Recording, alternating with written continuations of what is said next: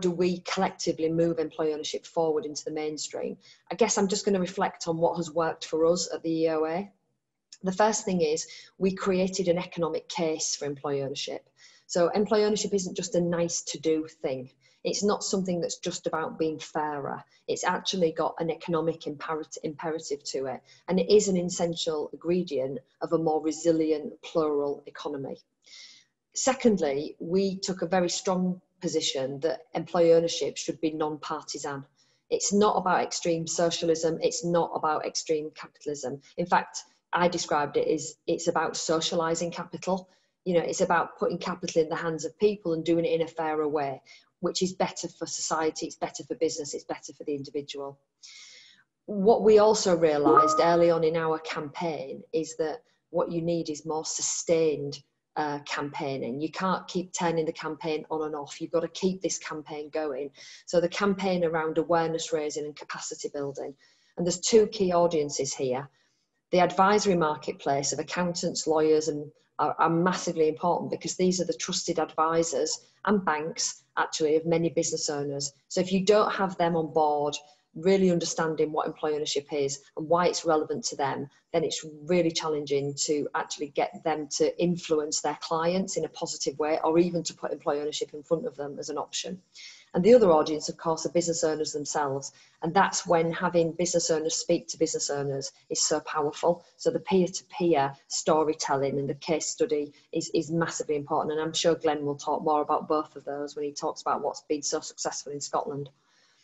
But also on top of that are the policy levers that we have managed to exert and also continue to try and create.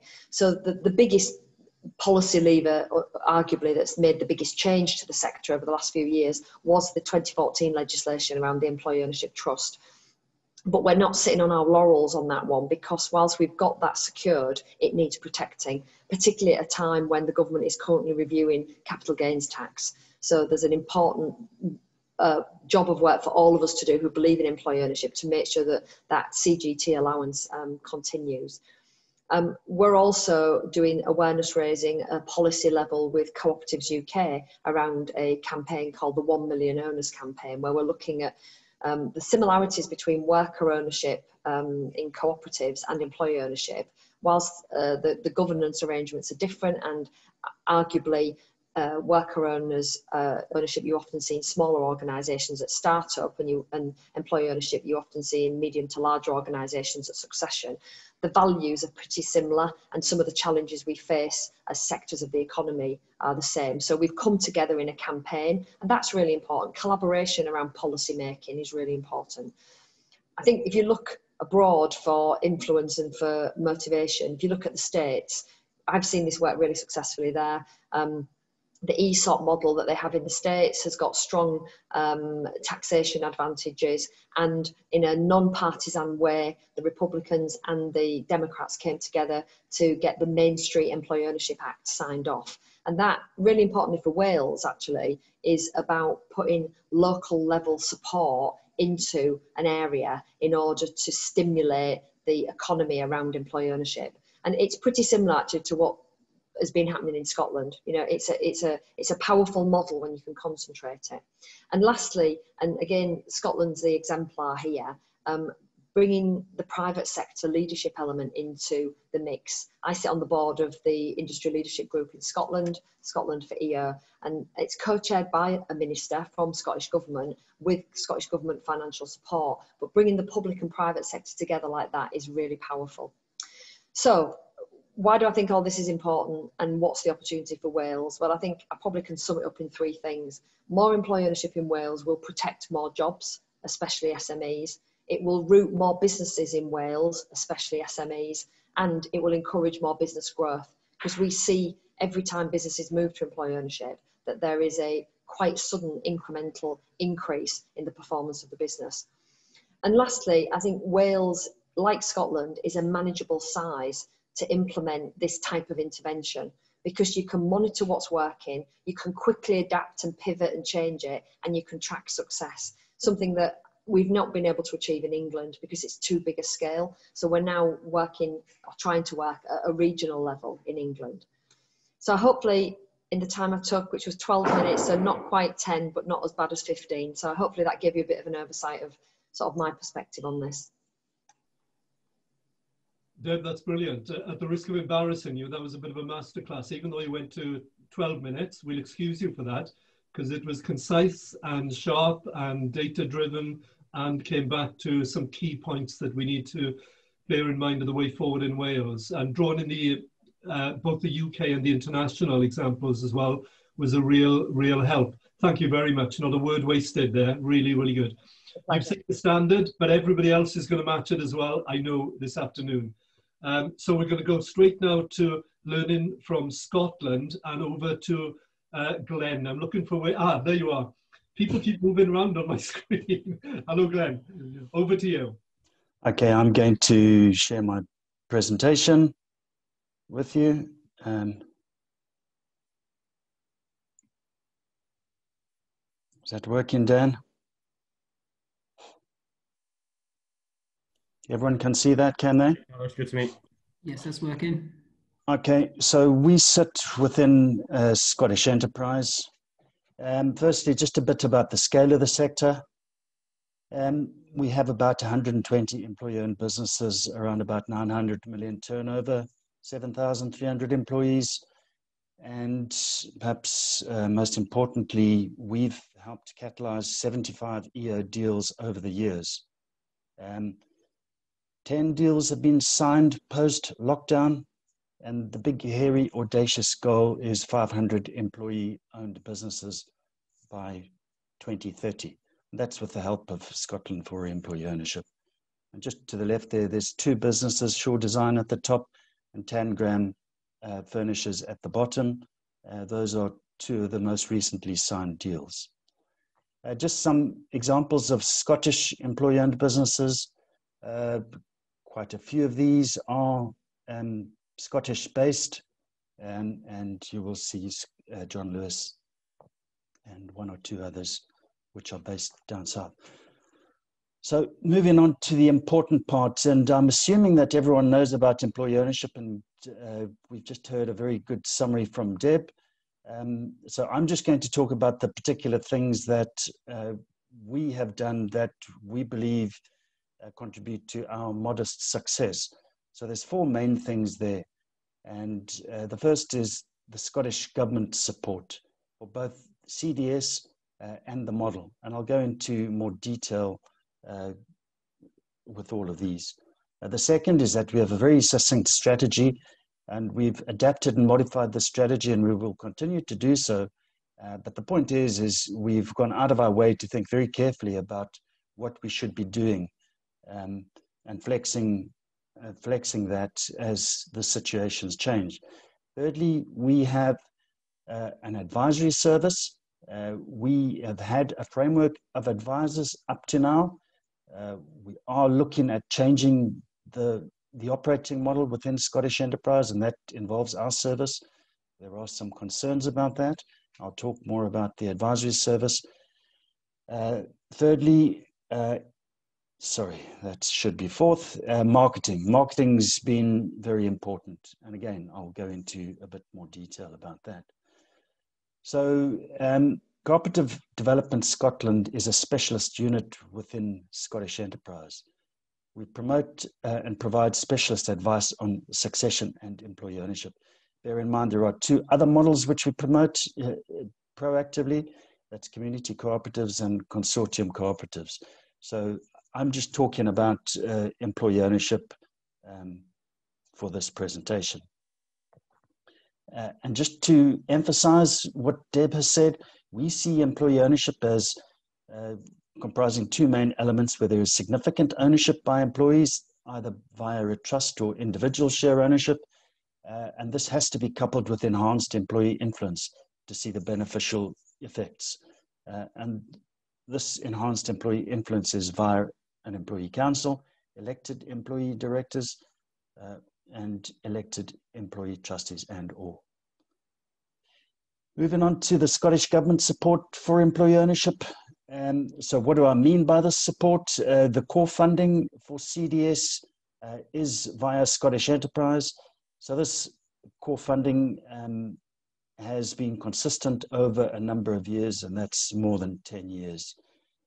And we have probably 4 full-time employees devoted to employee ownership, but obviously not all of the employees work specifically on employee ownership.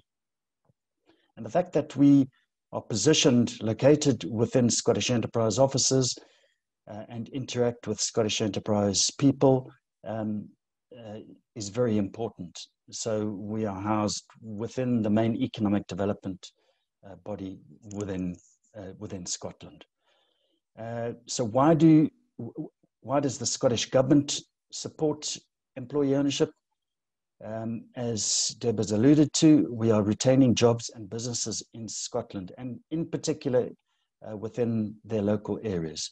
So businesses in Inverness or further north in the Highlands and Islands, it's beneficial for those businesses to remain where they are, and rather than migrate to the Central Belt or England or further afield. In terms of sustaining businesses via good succession planning, this is always going to be good practice. In terms of addressing the conundrum of poor productivity and innovation, Deb has talked about some of the positive effects of employee ownership, and this is recognised by the Scottish Government. The model contributes very positively to productivity and innovation. And lastly, reducing inequality. So this involves the inclusive growth agenda. And just very briefly, the Scottish Government's economic strategy as of March 15, which the majority of that is still in play. If you look at the bottom right corner, inclusive growth, we talked about fair work, promoting equality and tackling inequality, place and regional cohesion, and employee ownership plays into this quadrant. One of the latest buzzwords, community wealth building. There are 5 pillars of community wealth building, and if we look at the far right, plural ownership and employee ownership will fall into this. Just mentioning that very briefly. Secondly, in terms of our strategy, our employee ownership strategy, we've had strategic sessions over the years, and we're constantly evolving the strategy. Initially, in our current form, we started promoting employee ownership on its own. Now, this didn't work very well without any context. So we moved to promoting employee ownership in addition to succession. So the context is everything, and the easiest place to intervene or change a business ownership structure is at the point of ownership succession. This led to some sort of a breakthrough. Our target market, SME business owners, 50 plus, looking at age-related succession. As I've said, 4 full-time employees roughly. We have very distinct targets, and we have action plans relating to those targets. Our advisory service, we have a framework of advisors. That sits within the Scottish Enterprise system. These advisors are procured via the government framework. And what we're looking for in advisors are skills, financial, employee engagement, or legal skills.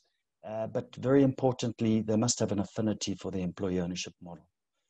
Our product, we have a distinct product, Succession Expert Support. It's 3 days free support. One of the main outputs is an employee ownership feasibility study. And this is a document that is a decision-making tool for an owner so that they can see how the business might be structured going forward, how they're going to get paid, and how the governance is going to work within that business. We have a very systemized delivery mechanism, and I think this is very important. So we promote via events, PR, our website, and referrals. I would normally do a triage and any inquiries coming in via any of these events. I work with the company and I commission an advisor. These advisors sit primarily outside Scottish Enterprise to provide this free support. That results in an employee ownership feasibility study. Assuming this is right for the owner, that advisor would then implement, and we would then create a new employee-owned business. Moving on to marketing. For main ways that we market employee ownership and what we do, public relations, EBO announcements, press releases, these are very important. Owners like to see what others have done and how this might work for them. Thought leadership, other articles, all sorts of articles. We have an annual series of events, one for clients, one for professional advisors. At our client events, it's an owner who's transferred to employee ownership, just like Mark will tell us, I presume. And owners like to see what others have done, and they identify with that. The professional advisor events, these are vital to enable, to upskill advisors and also bring in clients to us. Targeted campaign activity, we have a blog, we have direct mail, social media, we work all of these. Supporting collateral, case studies, podcasts, video podcasts. We have a very good podcast series which you might be interested in. Just some examples of the employee-owned businesses in Scotland: Aquascot, Gerber Camper Vans. You can look these up. I can provide more information if you wish. Ochrani, a well-known resort on the Isle of Arran. A holiday is not really a holiday unless you go over a sea. Very well known within Scotland. Harvey Maps, the best maps for hill walkers. The podcast series, there's a link there, so Dan will circulate the slides later, I'm sure. And Deb mentioned Scotland for employee ownership. It's a leadership group. And that's me, folks. I think I've stuck to the time limit. I stop sharing, do I? Yes, if you can, Glenn, that's brilliant. Thank you so much. We've got loads of questions, but we're going to have to hold them to the end of the presentations. I've got some really practical questions and comments if I'm still with you at that point. But thank you so much. Really useful. Okay, let's turn now then to what is the situation in Wales. And we're going to go to Nicola first, I believe. Is that right, Nicola? That is right too. Okay, we're in your hands. I can see you've got the slides up already. I'm trying to, yeah. Can you all see that? Yes, we can. Oh, great then. I'll go through this fairly quickly, the first couple of slides, because I think we're probably a little bit behind on time. But diolch yn fawr, Hugh, prynawn da everyone, good afternoon all.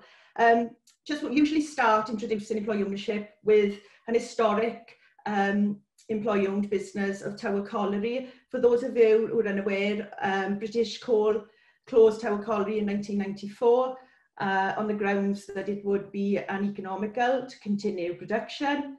239 jobs in Wales would have been lost, and the employees decided to pool their redundancy and purchase the mine, and it reopened in 1995, and with that we had 13 years extra of the mine staying open. So that's the earliest one with the Wales Co-operative Centre. So an example there very early on, which kind of adheres to what Deb and Glen have talked about, an employee-owned business, safeguarding local business and safeguarding local jobs. So the centre was set up in the Wales Co-operative Centre in 1982 by the Wales TUC to combat mass redundancies, and the TUC believed at that time that cooperatives, mutuals and employee-owned businesses could play a vital role in combating mass redundancies. So to the present day then, the Wales Co-operative Centre delivers the Social Business Wales project. So Social Business Wales is funded by Welsh Government and European funds. Social Business Wales is part of what we call the Business Wales family. Within Social Business Wales, we have an Employee Ownership Wales team. Myself, the project manager, although I've been with the project since 2015, I've only been involved with project manager of employee ownership this last year or so. There are then 3 business advisors, Paul, who will speak shortly and will speak about some of the clients that we have in Wales. And also Branwen Ellis, who like myself joined the employee ownership team within this last year. Bran is our expert in legal structures. And last but by no means least is Sarah Owens, and she's been working with Paul over the last decade on employee ownership. What we also have is a fluent Welsh speaker within the team, and that has really helped us to engage with some of these businesses, especially those where their first language is Welsh. So we're a small team, but we're passionate about employee ownership, that's safe to say. So in the following slides, what I'm going to do is I'm going to look at why employee ownership is important to Wales, what has been achieved in Wales, and what we have to do to double the number of employee-owned businesses in Wales. So why employee ownership is important to Wales then? It makes the economy more sustainable by keeping businesses open in Wales, retaining and creating jobs in Wales, retaining Welsh ownership, keeping money and company surpluses circulating in the Welsh economy. It's viewed as the missing middle of the foundational economy, so firms rooted in Wales, but they have the ability to sell outside of Wales. Employee ownership fits with the Welsh Government's objectives. So we see there on the left, the Welsh Government's Economic Action Plan, which is based not just on stimulating growth and productivity, but making Wales a fairer way to do business. Sharing ownership, we feel, in the business is a fair way to do business. On the right there is the Welsh Government's Wellbeing and Future Generations Act. This act represents the Welsh Government's legislation that demonstrates Wales's contribution to the United Nations Sustainable Development Goals. One of the areas in this act is a more equal Wales, and we've talked about that already. Deb has spoke about it, Glen has talked about it. Employee ownership shares the wealth amongst its employees, and this is contributing to a more equal Wales. Another area of the Act, which Deb and Glen have spoke about as well, is a more resilient Wales. Employee ownership has been shown to have better resilience in times of economic turbulence, and we heard Deb speak there about COVID and how they're coping. So in summary, employee ownership is important to Wales to safeguard local jobs and businesses that have no succession plans. And there was some research done a few years back where 2/3 of businesses in Wales had no succession plan in place. So coming on to what has been achieved in Wales, there's about 20 employee-owned businesses in Wales at the moment, and 5 of these have become employee-owned within the last year, so in 2020. There's a healthy pipeline of clients coming through. We've got a great team who are passionate about employee ownership and have worked with me this last year to create a priority plan. And part of that plan was to create a dedicated employee ownership Wales website to act as a focal point for communications. And we are now seeing referrals coming through that website. Through Securing Social Business Wales, we have a full suite of business resources to support those transitioning to employee ownership. So we can offer a free options appraisal with no obligations. We can also offer business planning, financial planning, evaluation, VAT, tax, advice. So we have a full suite of resources.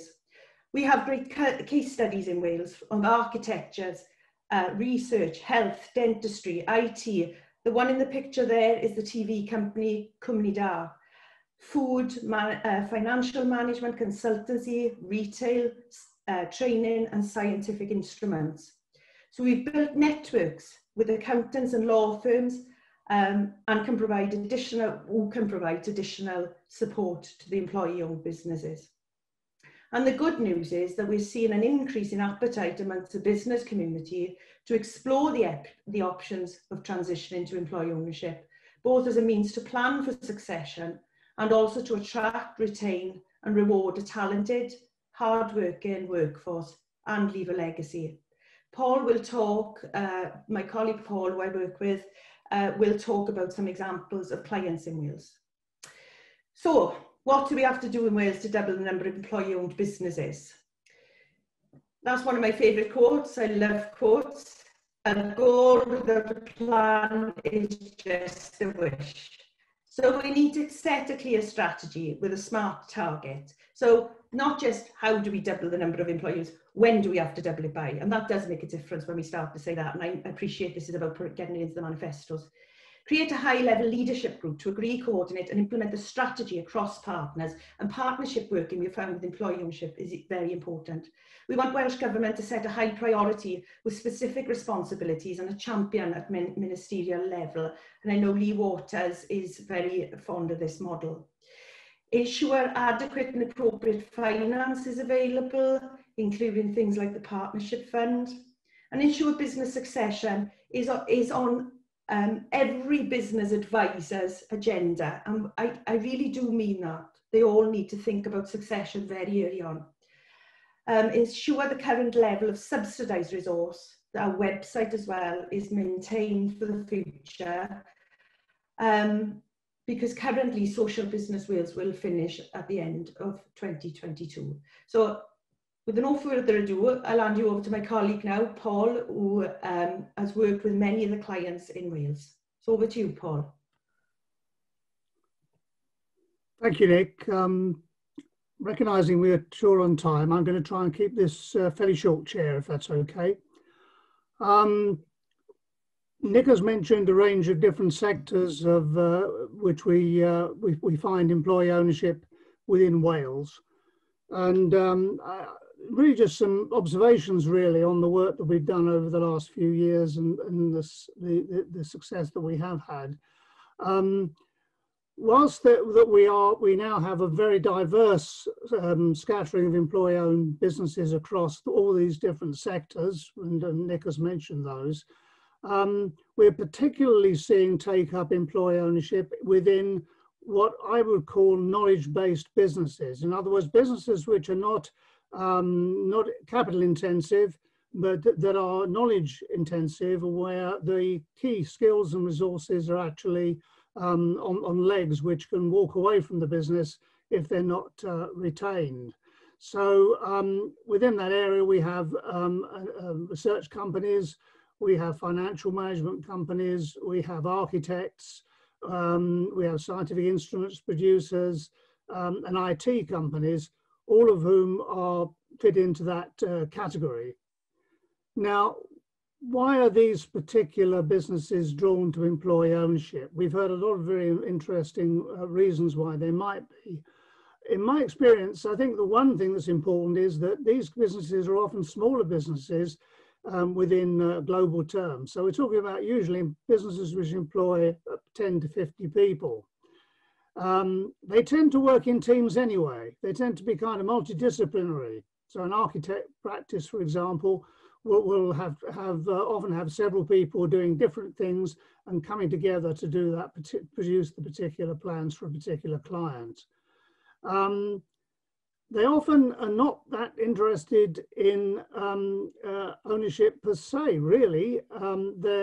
Their interest really comes from business as usual. In other words, employee ownership gives them the opportunity to transition their business into a different format for ownership, but at the same time, essentially the business can carry on as usual, and that's quite important because continuity is important, and a lot of the people in these kind of businesses are getting their job satisfaction from the actual job that they do. They obviously want to be successful, but financial success is not the only item on their agenda. They tend to have quite close specific values and ethos, and they often, in my experience, know exactly where they're going. You know, when we work with a client, one of the first things that we do is we'll put together a company brief. That company brief sets out the key elements of the company and where it wants to go in the future. And obviously determining where employee ownership fits in that plan is critical. So that whole kind of scenario is leads to a situation where these businesses really want to develop and go forward together, and within a very clear plan which fits in within their strategy. So one of the businesses we worked with over the last year is Wavell Research. Mark Willis is here, and I'm looking forward to hearing what Mark has to say about his experience in this. One of the things that struck me about Mark when he gave us his brief on his company, and well, his directors gave us his brief on the company, was that they went to all the trouble of listing every single employee in the company and every single associate, and setting out what their role was within the company. And immediately I saw that, I knew that this, that employee ownership was something which potentially could work at Wavell. So I think it's probably best, Chair, if we now pass over to Mark and hear what his experience has been recently in completing his in sale of the business to employees. Okay, yes, cheers, Paul. Thank you very much for that. Hi, everyone. My name is Mark Willis. I'm founder of Wavell, we've recently transitioned to an EOT with 54% of the business now employee-owned. Wavell, yes, we're a social and economic research company. We have offices based in Aberdeen, Bristol, Newcastle, and also London. And I established the company back in 1992. So yes, as Paul said, we are a Polish-based business. But I must also say, looking at the sort of the header for this part of the presentation, I am definitely not an EOT expert, as are the previous contributors. However, I can share our experience. Okay. When did it all start? Well, it was actually back in the summer of 2019. We had a meeting of the directors here at Wavell, and we were discussing really the actual challenges faced by the company over the next few years, particularly in relation to succession planning. You know, I'd been with the company over 25 years. And, you know, we were also discussing how we could best reward the commitment of the staff here at Wavell. So from then, being a research company, we obviously researched the subject in quite a lot of detail and came up just with an outline plan and the type of model that we felt that would be best suited to our organization. So anyway, these discussions accumulated in a couple of weeks ago with the setting up of Wavell as an employee-owned business. It was quite a bit of work over the previous sort of 6 to 10 months. But sort of with the assistance of the Wales Co-opeartive Centre, we actually transitioned fairly smoothly. We also worked with expert accountants who undertook an independent valuation and provided tax advice. And there was quite a bit of legal work as well for our lawyers to do. So, but meanwhile, the business carried on as normal. We felt it important that there was no disruption in our current, in the actual day-to-day running of the business. And yeah, that worked very well. So why did we do it? Yeah, succession was one of the reasons, as I previously noted. However, becoming an employee-owned business is a positive thing for a whole host of other reasons, we feel. These positives include allowing staff to have a greater say in the development and the running of the business, and importantly, in sharing in the benefits of the business as it continues to grow. This also in turn has a whole load of knock-on benefits such as staff satisfaction, staff retention, recruitment, and also business performance, as outlined in the previous presentations. And because the company staff also live within the local area, the community which it's based, it does create a link between the business and the local economy. There is hence, there is a link to community wealth building. So just to recap, we feel that by making this move, that we've really put a structure in place that will help safeguard the future of the business going forward. It rewards the staff for the hard work and commitment to the business. And finally, it enhances the impact that we can have at a local economy level as well. Okay, thank you everyone.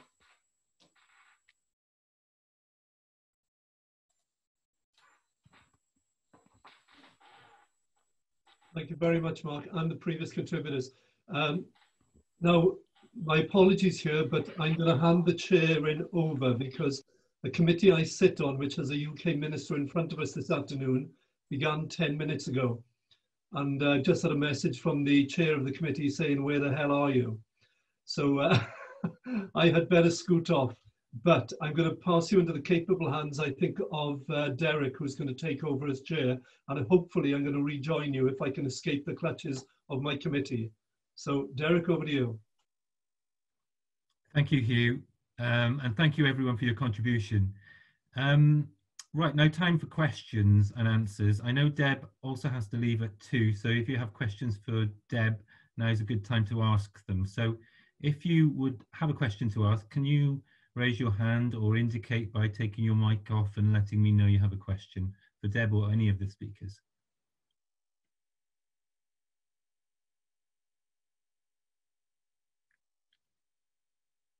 No questions. It was all very clear, apparently. Oh, we've got a question. Jacqueline. I wanted to ask about areas of employees that haven't already set up at all. So there aren't any employees as such, but you want there to be, and you would like them to actually be an employee-run business. Is there the sort of startup part of that? Can someone answer that sort of question for me, please? Deb has got a hand up. Deb. I'm happy to give it a go. Jacqueline, I think our advice when we have people come to us at that stage of business is really that the worker co-op route is something that they should look at first because of the scale of the business at that moment in time. You can set up a limited company and put in place an all-employee share scheme. Of course you can from the outset. It would be probably slightly onerous and probably a bit expensive at that stage to put in place an EOT, and there really wouldn't be an awful lot of advantage to doing that if you were thinking about the tax advantages, because you could achieve the same with an all-employee share scheme. But if you were really committed to the principles of shared ownership and shared voice and influence, then I actually think the worker ownership route is a great place to start the journey. And that's why we've done this collaboration with Co-ops UK, because we can see the complementarity around startup versus succession. But just like Glen said, you know, CDS's strategy is fairly focused on succession. Ours really is as well, because we can see that's where the very substantial opportunity is. Thank you very much. If I could just add to that, we would see the issues around startups as quite different to the issues around employee ownership in particular. And as Deb has pointed out, a worker co-op may be the best way to start. That's not to say that you can't register a company and adopt a set of articles that are in the spirit of employee ownership. So certainly in Scotland, we have the Business Gateway, which is more likely to deal with business startups. And normally there's one or two, or perhaps a small group of individuals who are the key drivers behind a business startup. You know, like I say, they could adopt articles or form under a pure co-op structure and perhaps extend that later on, in which case we might then be able to advise the company. Thank you, Glen. The next, Glen, we've got another contribution from Glen with two ends. Glen. Another Glen. Thanks, Jacqueline. Yeah, within Social Business Wales, you know, Nick and Paul and Sarah and Bran are leading on our employee ownership offer to doing all the stuff we've talked about today in terms of our succession work with existing businesses. But we've got other team members who specifically lead on New Start. And we started our SBW, Social Business Wales New Start project over a year ago. And I was really chuffed that our first clients were a worker co-op in North Wales, Arfon Timber, in terms of coming together. That was brilliant for me. So that service where we are working with individuals who want shared ownership from a starting point, we pick them up under our New Start offer under Social Business Wales. So, and the more the merrier, isn't it? Thanks. Thank you very much. I'll be in touch. I've just posted that link to the Social Business Wales New Start in the chats for anyone who wants to look at it. Thanks, Mike. Thanks, Mike. Very much. Very comprehensive answer there, Jacqueline. I hope that's okay. Excellent. Thank you kindly. Do we have any further questions? Could I ask a question, please, Ros McGarry? Yes, go ahead, Ros.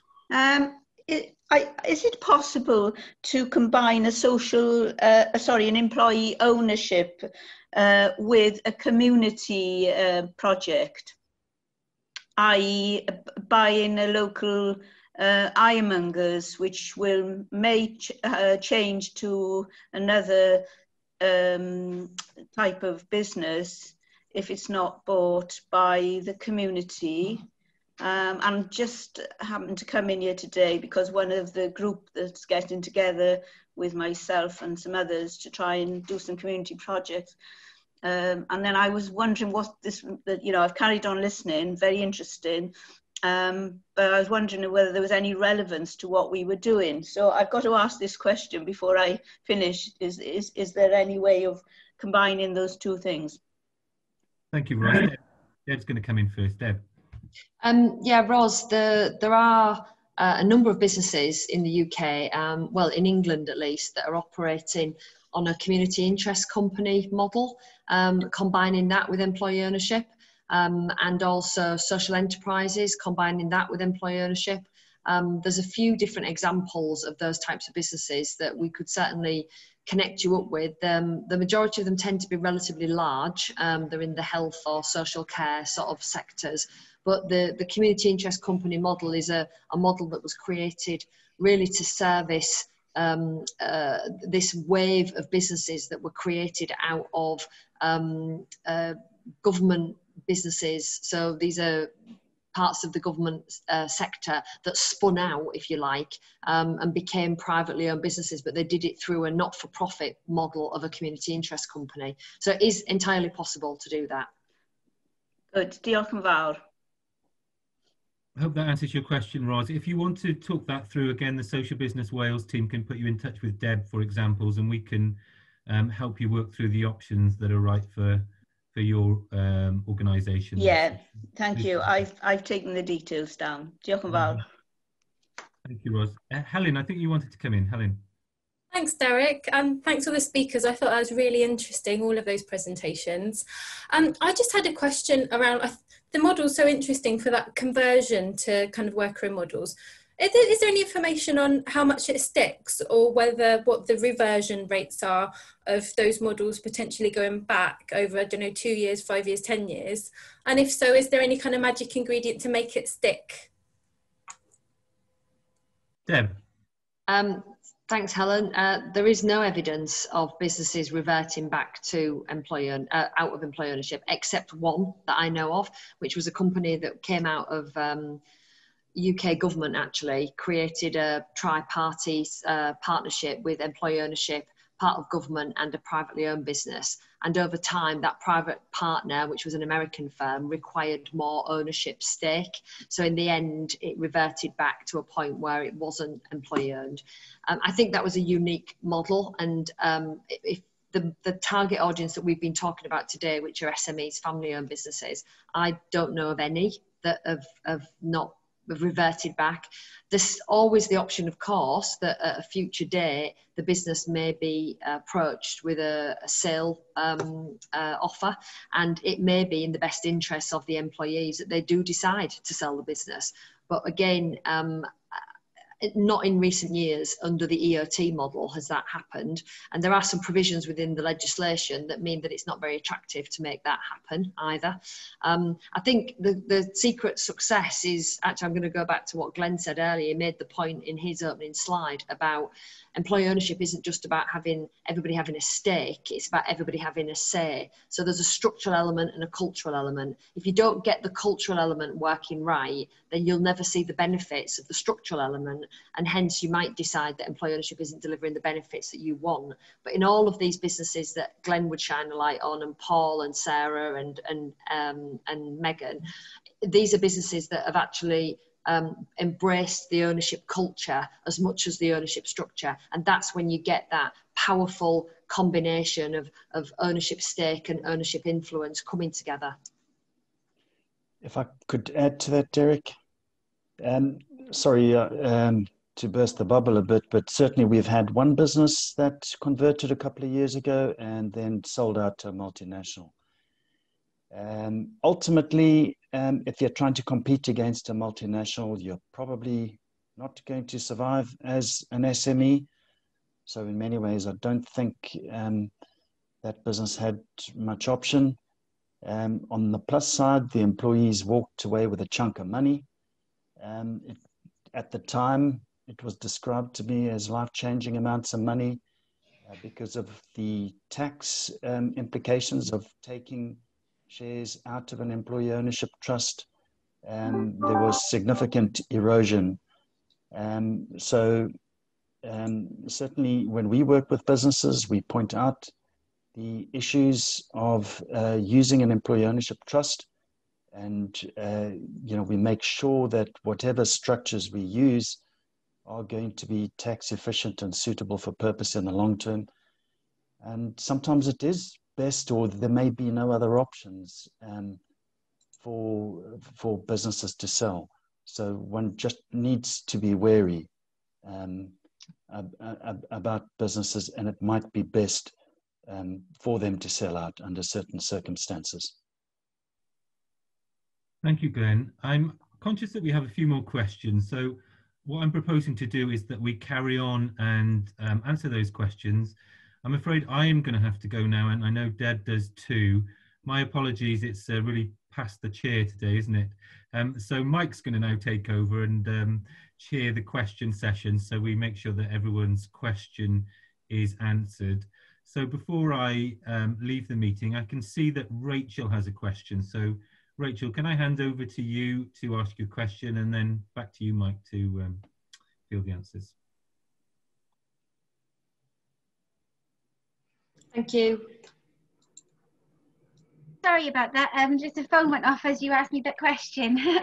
I'm just sort of questioning a little bit about Welsh legislation. We've had a group of people within RCT that have been really keen to create co-ops locally.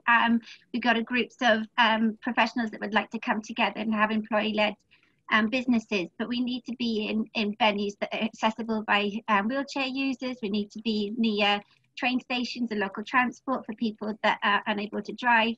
But we've had lots of issues with being able to get access to these buildings, because the buildings that would be able to service these ideas are owned by, in our case in Porth, two brothers that are benefiting from the situation with the £1 business rate because of the valuable, the buildings themselves are damaged, and so therefore the valuation is that they only have to pay £1 business rates a year.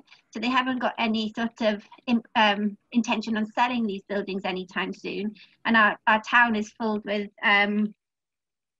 well, over 50 empty buildings that would be able to create these co-ops. Is there any opportunity of sort of coming together to look at this legislation so that it can benefit the people as opposed to benefiting individuals, so that these co-ops are actually able to sort of take place in places like the Rhondda, where obviously higher areas of deprivation, where we need to be able to do things for our community?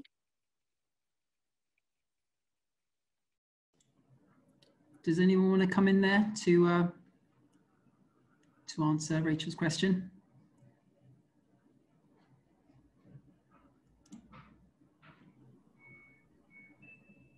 anyone there? Anyone there too? John?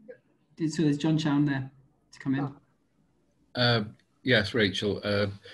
I'm on the board of the Wales Co-op Centre, but I'm also on the board of Cynnydd Housing Association, and we've been talking recently about what we can do in the local community, to help in the situation you're talking about. So I'd be happy to share my details and perhaps pick matters up, outside this meeting. I'd be really grateful for that. Thank you. Okay, I'll pop a message through. Thank you. We had a, is anyone else there who's got a question? I had, there's a question from, I know that Jennifer was putting more of a statement about how we can better educate people around the different business models in schools. And I don't know if that's something from your experience, Glen, in Scotland, in terms of what's been done around this model when it comes to education in schools. There was an organisation that was working in this area some time back, but they were partly disbanded a couple of years ago, but we do recognise it as a potential, and in actual fact there was a whole thesis written by a chap about cooperative education. So certainly there are resources, and I could find a copy of that thesis if it would be of any use. And Hugh Donnelly, a well-known cooperator, and some of you might know him, was involved in the organisation I've just talked about, but I'm not quite sure how active they are at the moment. But yes, cooperative education is one of the things that we've looked at in our strategy. Great. Do you want to add something there, Nicola?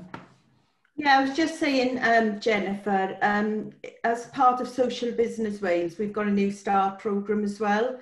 And with that, we've got a social entrepreneurship officer, and he goes round the schools and colleges and he talks to young people. Because there's only one of him, Martin, what we try to do is to get him to educate the educators. So what we're trying to do is, and what he's got lined up as well, is that he's going to try and train up all the entrepreneur champions within all the colleges in Wales and the schools. So in that way, because they're situated, these entrepreneur champions are situated in every school setting, every college, every university. If we can train them, then they can spread the word, because we've only got one entrepreneurship officer. But you are right, we need to do more, and we're trying to do as much as we can. But yes, we are on the road to doing that in Wales.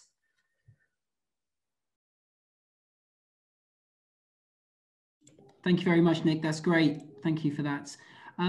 We've got a question from Vicky from NBAR. I don't know if she wants to come in and ask the question, but I can ask it on your behalf, Vicky, if you prefer. But yeah, Vicky.